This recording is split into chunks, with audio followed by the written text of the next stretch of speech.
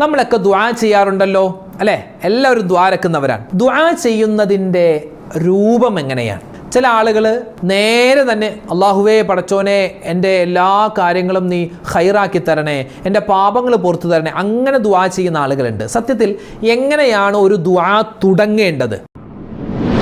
ദുആ ചെയ്യുന്നതിന് 3 സ്റ്റെപ്പ് ഉണ്ട്. 3 കാര്യങ്ങൾ പറഞ്ഞിട്ടാണ് നമ്മൾ ദുആയിലേക്ക് പ്രവേശിക്കേണ്ടത്. ഏതൊക്കെയാണ് ആ കാര്യം? നമുക്കൊന്ന് കേട്ടാലോ. ഇന്നു മുതൽ എൻ്റെ ശബ്ദം കേൾക്കുന്ന എല്ലാ ഉമ്മമാരും എല്ലാ ഉപ്പമാരും നിങ്ങളുടെ ദുആ തുടങ്ങുമ്പോൾ ഈ ഒരു വാചകം നിങ്ങൾ ഉൾപ്പെടുത്തിയാൽ നിങ്ങൾക്ക് കിട്ടുന്നത് വമ്പൻ പ്രതിഫലങ്ങളാണ്. അള്ളാഹുവിൻ്റെ റസൂൽ സല്ലല്ലാഹു അലൈഹി വസല്ലമ തങ്ങളുടെ ശഫാഅത്ത് ശുപാർശ നമുക്ക് നിർബന്ധമായി കിട്ടുമെന്നാണ്. അള്ളാഹു തൗഫീഖ് തരട്ടെ. എന്താ അതിന് ചെയ്യേണ്ടത്? ചെറിയ ഒരു വാക്ക് നമ്മൾ ദുആ ചെയ്യുന്നതിന് തൊട്ടു മുമ്പായി പറയണം. ഏതാണ് ആ വാക്ക്? അതിൻ്റെ അർത്ഥം എന്താണ്? ഒന്ന് കേട്ടാലോ. 4 വിഭാഗം ആളുകൾ, അവരെ അള്ളാഹുവിന് കണ്ണിൽ കണ്ടുകൂടാം. അള്ളാഹു ഭയങ്കര ദേഷ്യമാണ്. അള്ളാഹു എല്ലാവരോടും ഇഷ്ടമാണ്. പക്ഷേ ഈ ഒരു 4 സ്വഭാവമുള്ള ആളുകളെ അള്ളാഹു വെറുക്കും. പടച്ചോന് ഇഷ്ടമല്ല. അള്ളാഹു കാത്തുരക്ഷിക്കട്ടെ. ആ 4ൽ ഏതെങ്കിലും ഒരു സ്വഭാവം ഉണ്ടെങ്കിൽ നമുക്ക് ഇന്ന് തന്നെ മാറ്റാൻ പറ്റണം. അപ്പോൾ ഏതൊക്കെയാണ് അള്ളാഹ്ക്ക് ഇഷ്ടമല്ലാത്ത 4 സ്വഭാവങ്ങൾ? അള്ളാഹു വെറുക്കുന്ന, അള്ളാഹുവിൻ്റെ ശാപമുണ്ടാകുന്ന, അള്ളാഹു തആല കോപിക്കുന്ന 4 കൂട്ടം കാര്യങ്ങൾ, 4 ദുസ്വഭാവങ്ങൾ ഏതൊക്കെയാണെന്ന് മനസ്സിലാക്കി അത് 4ഉം നമുക്ക് മാറ്റിയെടുക്കാം. അള്ളാഹു തൗഫീഖ് തരട്ടെ. വീഡിയോ അവസാനം വരെ കാണണേ. എല്ലാവർക്കും ഇത് ഷെയർ ചെയ്ത് കൊടുക്കണേ. അള്ളാഹു നമ്മുടെ ഈ ഒരു ഒരുമിച്ച് കൂടലും നമ്മുടെ ഈ പറച്ചിലും കേൾക്കലും എല്ലാം അള്ളാഹു ഖബൂൽ ചെയ്യുമാറാവട്ടെ. ആമീൻ. അസ്സലാമു അലൈക്കും വറഹ്മത്തുള്ളാഹി വബറകാതുഹു. ബിസ്മില്ലാഹി വൽഹംദുലില്ലാഹി വസ്സലാത്തു വസ്സലാമു അലാ റസൂലില്ലാഹ്. അല്ലാഹു സുബ്ഹാനഹു വ തആല നമ്മുടെ ഒരുമിച്ച് കൂടൽ സ്വീകരിക്കുമാറാവട്ടെ. കഴിഞ്ഞുപോയ ഒരുപാട് നാളുകളിൽ ഒരുപാട് തെറ്റുകളൊക്കെ നമ്മുടെ നിന്നും സംഭവിച്ചതാണ് അല്ലേ? എല്ലാം അല്ലാഹു തആല വിട്ടുപുറത്ത് മാപ്പാക്കുമാറാവട്ടെ. നമുക്ക് എല്ലാവർക്കും ഇൻഷാ അല്ലാഹ് ഒരു ഇസ്തിഗ്ഫാർ പറഞ്ഞാലോ. എല്ലാവർക്കും ഒന്നിച്ചൊരു 3 പ്രാവശ്യം ഒരു ഇസ്തിഗ്ഫാർ പറഞ്ഞ് നമ്മുടെ പാപങ്ങളൊക്കെ ഒന്ന് പൊറുപ്പിക്കണം. എന്നിട്ട് നമ്മുടെ ഇന്നത്തെ ഈ ദിവസം നമുക്ക് തുടങ്ങാം ഇൻഷാ അല്ലാഹ്. എല്ലാവരും ഒന്നിച്ചു പറഞ്ഞോ. അസ്തഗ്ഫിറുല്ലാഹൽ അലീം, അസ്തഗ്ഫിറുല്ലാഹൽ അലീം, അസ്തഗ്ഫിറുല്ലാഹൽ അലീം. അല്ലാഹുവേ, ഞങ്ങളിൽ നിന്നും മരണപ്പെട്ടു പോയവർക്കും ഞങ്ങൾ ഉൾപ്പെടെ ആരൊക്കെ ജീവിച്ചിരിക്കുന്നു എല്ലാവർക്കും എല്ലാ പാപങ്ങളും നീ വിട്ടുപുറത്തു മാപ്പാക്കണേ അല്ലാ. എല്ലാ വിഷമങ്ങളും നീ മാറ്റിത്തരണേ അല്ലാ. ഈ ഒരു ദിവസവും ഇനിയുള്ള ദിവസങ്ങളും ഞങ്ങൾക്ക് എല്ലാവിധ ബറക്കത്തിൻ്റെ സമയമാക്കണേ അല്ലാ, ദിവസമാക്കണേ, മാസമാക്കണേ അല്ലാ. ആമീൻ യാ റബ്ബൽ ആലമീൻ. നമ്മളെല്ലാവരും ദുആ ചെയ്യാറില്ലേ അല്ലേ? ഇപ്പം നമ്മൾ ദുആ ചെയ്തു. നമ്മൾ ഒരു യാസീൻ ഓതിയിട്ട് ദ്വാരക്കാറുണ്ട്, അതുപോലെ തന്നെ ഫാത്തിഹ ഓതി ദ്വാരക്കാറുണ്ട്, യാത്ര പോകുമ്പോൾ ദ്വാരക്കാറുണ്ട്, നിസ്കാരത്തിന് ശേഷം നമ്മൾ ദ്വാരക്കാറുണ്ട്, നമുക്ക് എന്തെങ്കിലും വിഷമം വരുമ്പോൾ നമ്മളൊക്കെ ദുആ ചെയ്യാറുണ്ട്. ദുആ ചെയ്യാത്തവരായിട്ട് ആരുമില്ല അല്ലേ? ദുആ ചെയ്യുന്ന സമയത്ത് ഇനി മുതൽ ഒരു കാര്യം ശ്രദ്ധിച്ചാൽ മതി. ആ ഒരു കാര്യം ശ്രദ്ധിച്ചാൽ ഒന്നാമത് കിട്ടുന്ന പ്രതിഫലം എന്ന് പറഞ്ഞാൽ വേഗത്തിൽ ആ ദുആ സ്വീകരിക്കും. നമ്മളെ ദുആ ചെയ്യുന്നത് അല്ലാഹു തആല സ്വീകരിക്കണ്ട എന്നല്ലല്ലോ, അല്ലാഹു നമ്മുടെ ദുആ സ്വീകരിക്കണം എന്നാണ് നമ്മുടെ മനസ്സിലുള്ളത്. അപ്പോൾ വേഗത്തിൽ ദുആ സ്വീകരിക്കും ഈ ഒരു വാക്ക് പറഞ്ഞാൽ. ദുആയിൽ ഇന്നു മുതൽ ആ ഒരു വാക്ക് നമ്മൾ ഉൾപ്പെടുത്തണം. രണ്ടാമത്, ഒരു മനുഷ്യൻ ഈ ഒരു വാക്ക് പറയുന്നുണ്ടെങ്കിൽ വജബത്ത് ഷഫാഅത്ത്, അതായത് അവനിക്ക് മുത്തായ ഹബീബ് സല്ലല്ലാഹു അലൈഹി വസല്ലമ തങ്ങളുടെ ഷഫാഅത്ത് നിർബന്ധമായി കിട്ടും എന്നാണ്. കിട്ടിയേക്കാമെന്നല്ല, നിർബന്ധമായി കിട്ടുമെന്ന് നമുക്ക് മഹത്തുക്കൾ പഠിപ്പിക്കുകയാണ്. അപ്പം ഇൻഷാ അല്ലാഹ് ഏതാണ് ആ വാക്ക്? വേറെ ഒന്നുമില്ല. നമ്മൾ ദുആ ചെയ്യുമ്പോൾ എങ്ങനെയാണ്? പല ആളുകളും പല രൂപത്തിലും കോലത്തിലും ആ ദ്വാരക്കുന്നത് അല്ലേ? ചില ആളുകൾ ദ്വാരക്കുന്നത് ഇങ്ങനെ ദ്വാരക്കാറുണ്ട്, ഇങ്ങനെ കൈ ഇങ്ങനെ വെച്ച് ദ്വാരക്കാറുണ്ട്. അതിനേക്കാളൊക്കെ നല്ലത് ഇങ്ങനെ വെച്ച് പിടിക്കലാണ്. മുഖത്തോട് ഇങ്ങനെ പിടിക്കരുത്, ഇങ്ങനെ പിടിച്ചല്ല ദ്വാരക്കേണ്ടത്. ചിലക്കാർ ഇങ്ങനെ പിടിക്കും. ഈ വയറ് പടച്ചോൻ തന്നത് എനിക്ക് ദ്വാരക്കുമ്പോൾ കൈവെക്കാനാണെന്ന രൂപത്തിലാണ്. അങ്ങനെയുമല്ല, ഇങ്ങനെ വയറിലല്ല കൈവെക്കേണ്ടത്. ചിലക്കാർ ഇങ്ങനെയൊക്കെ പിടിച്ച് ദ്വാരക്കും. അങ്ങനെയുമല്ല. ഒന്നുകിൽ ഇങ്ങനെ പിടിക്കാം, ഇങ്ങനെ പിടിക്കാം, അല്ലെങ്കിൽ ഇങ്ങനെ ചേർത്ത് പിടിക്കാം, ഇങ്ങനെ പിടിക്കാം, ഇങ്ങനെ ചേർത്ത് പിടിക്കാം, എന്നിട്ട് നമ്മൾ ദ്വാരക്ക്. അപ്പോൾ ദുആ ചെയ്യുമ്പോൾ ഒരുപാട് മര്യാദകളുണ്ട്. ഇതൊക്കെ നമുക്ക് അറിയാവുന്ന കാര്യമാണ്, എന്നാലും ഒന്ന് ഓർമ്മപ്പെടുത്തി തരാം. ദുആ ചെയ്യുമ്പോൾ വുളു ഉണ്ടായിരിക്കൽ നല്ലതാണ്. ഖിബ്ലയിലേക്ക് തിരിഞ്ഞിരിക്കുക. ദുആ ചെയ്യുന്നതിന് മുമ്പ് എന്തെങ്കിലും ഒരു നല്ല കാര്യം ചെയ്യുക. ഒരു സ്വതക്ക കൊടുക്കുക, അല്ലെങ്കിൽ നിസ്കരിക്കുക, അല്ലെങ്കിൽ പിന്നെ നോമ്പ് പിടിച്ചിട്ട് നമ്മൾ ദ്വാരക്കുക, സ്വതക്ക കൊടുക്കുക, അല്ലെങ്കിൽ എന്തെങ്കിലും നല്ല വാക്ക് പറയുക, കുറച്ച് ദിക്ർ പറയുക, സ്വലാത്ത് പറയുക, തസ്ബീഹ് പറയുക, എന്നിട്ട് നമ്മൾ ദ്വാരെന്നാൽ ആ ദുആ വേഗത്തിൽ സ്വീകരിക്കും. അപ്പോൾ ഇനി ദുആയിലേക്ക് കിടക്കുമ്പോൾ നമ്മളിങ്ങനെ കൈവച്ചിട്ട് നമ്മൾ ദ്വാരക്കുകയാണ്.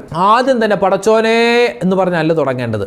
ആദ്യം തന്നെ അൽഹംദുലില്ലാഹ്, അൽഹംദുലില്ലാഹി റബ്ബിൽ ആലമീൻ, അല്ലാഹുമ്മ സ്വല്ലി അലാ സയ്യിദിന മുഹമ്മദിൻ വഅലാ ആലി സയ്യിദിന മുഹമ്മദ്. അപ്പോൾ ആദ്യം ഹംദ് പറയണം. ഇങ്ങനെ വെച്ചിട്ട് അൽഹംദുലില്ലാഹി റബ്ബിൽ ആലമീൻ, അല്ലാഹുമ്മ സ്വല്ലി അലാ സയ്യിദിന മുഹമ്മദിൻ വഅലാ ആലി സയ്യിദിന മുഹമ്മദ്. നബി തങ്ങൾ സല്ലല്ലാഹു അലൈഹി വസല്ലം തങ്ങൾക്ക് വേണ്ടി ഒരു സ്വലാത്ത് പറയുക. മൂന്നാമതായി നമ്മൾ പറയേണ്ടതാണ് നമ്മളിപ്പോൾ പറയുന്നത്, അല്ലാഹുമ്മ അൻസിൽഹുൽ മഖ്അദൽ മുഖറബ ഇൻദക യൗമൽ ഖിയാമ. എല്ലാവരും ഒന്ന് പറഞ്ഞേ, അല്ലാഹുമ്മ അൻസിൽഹുൽ മഖ്അദൽ മുഖറബ ഇൻദക യൗമൽ ഖിയാമ.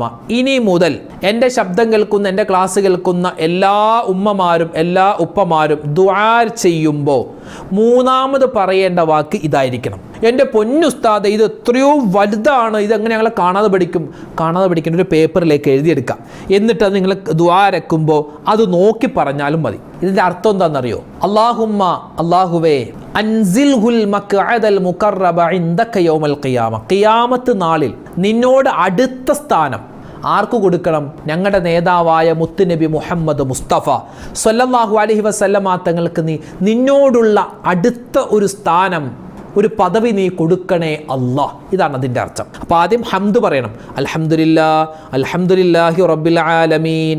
അത് കഴിഞ്ഞ് അല്ലാഹുമ്മ സ്വല്ലി അലാ സയ്യിദിന മുഹമ്മദിൻ വഅലാ ആലി സയ്യിദിന മുഹമ്മദ്. അത് കഴിഞ്ഞ് മൂന്നാമതായി പറയേണ്ടത് അല്ലാഹുമ്മ അൻസിൽഹുൽ മഖ്അദൽ മുഖറബ ഇൻദക യൗമൽ ഖിയാമ. മറന്നു പോവരുതേ, ഒന്നുകൂടി പറഞ്ഞേ, അല്ലാഹുമ്മ അൻസിൽഹുൽ മഖ്അദൽ മുഖറബ ഇൻദക യൗമൽ ഖിയാമ. ഈ ഒരു വാചകം പറയുക. എന്നിട്ട് പിന്നെ നമ്മൾ റബ്ബന ളലംന അൻഫുസന വ ഇല്ലം തഗ്ഫിർ ആ ദുആ പറയാം. റബ്ബന ആതിന ഫിദ്ദുനിയ ഹസന ആ ദുആ പറയാം. പിന്നെ നമുക്ക് അറബിയിലും മലയാളത്തിലൊക്കെ ആയിട്ട് ദുആ രക്കാം.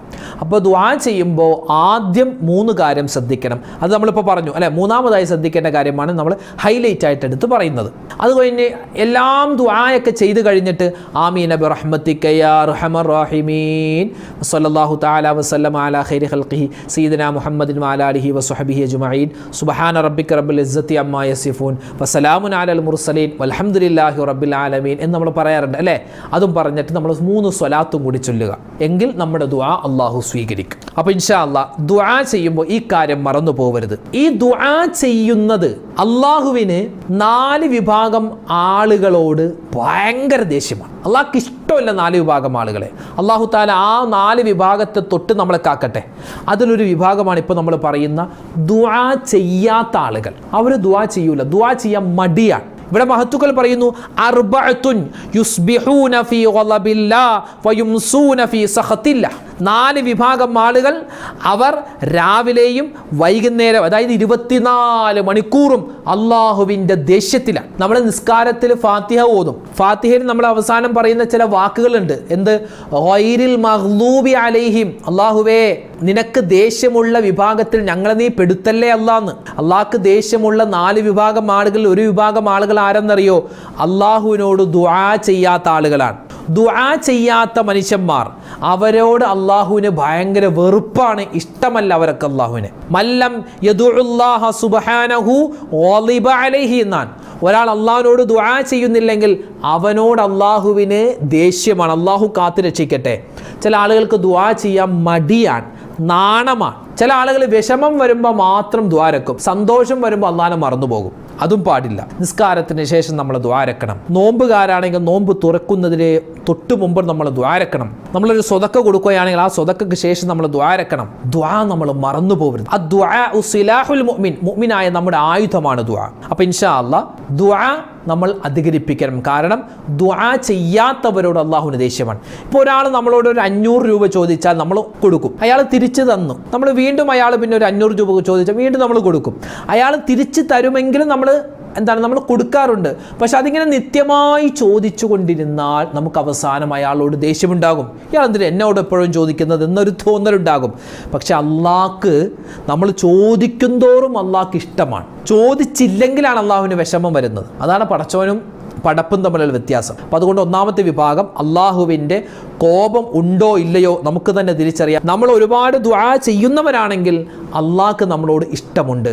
ദുആ ചെയ്യുന്നില്ലെങ്കിൽ അള്ളാഹ്ക്ക് നമ്മളോട് ദേഷ്യമാണ്. അള്ളാഹു കാത്തുരക്ഷിക്കട്ടെ. രണ്ടാമത്തെ വിഭാഗം ആഖുൽ വാലിദൈ, ഉമ്മാനം വാപ്പാനം വിഷമിപ്പിക്കുന്നവർ, മാതാപിതാക്കളെ എടങ്ങേറാക്കുന്നവർ. അവരാരാണ്? അള്ളാഹുവിൻ്റെ ദേഷ്യമുള്ള ആളുകളാണ്. തൗറാത്ത്, ഇഞ്ചീല്, സബൂർ, ഖുർആൻ 4 വേദഗ്രന്ഥങ്ങളാണ്, 4 കിതാബുകളാണുള്ളത്. ഈ 4 കിതാബിലും മൊത്തത്തിൽ പറഞ്ഞിട്ടുള്ള 3 കാര്യങ്ങളുണ്ട്. 1, അള്ളാഹുവിനെ ആരാധിക്കണം. 2, മദ്യം കുടിക്കരുത്. 3-ാമത്തേത് മാതാപിതാക്കളോട് മാന്യമായി പെരുമാറണം. ഈ 3 കാര്യവും 4 കിതാബിലും പറഞ്ഞിട്ടുള്ള കാര്യമാണ്. അപ്പം ഇൻഷാ അല്ലാഹ് ആഖുൽ വാലിദൈൻ ഉണ്ടാവാൻ പാടില്ല. ഉമ്മാനെയും വാപ്പാനും വെറുപ്പിക്കാൻ പാടില്ല. ഉമ്മാനോടും വാപ്പാനോടും നമുക്ക് ദേഷ്യമാണോ എങ്കിൽ അള്ളാഹ്ക്ക് നമ്മളോട് ദേഷ്യമാണ്. ഉമ്മാനോടും വാപ്പാനോടും നമുക്ക് ഇഷ്ടമാണോ എങ്കിൽ അള്ളാഹ്ക്ക് നമ്മളോട് ഇഷ്ടമാണ്.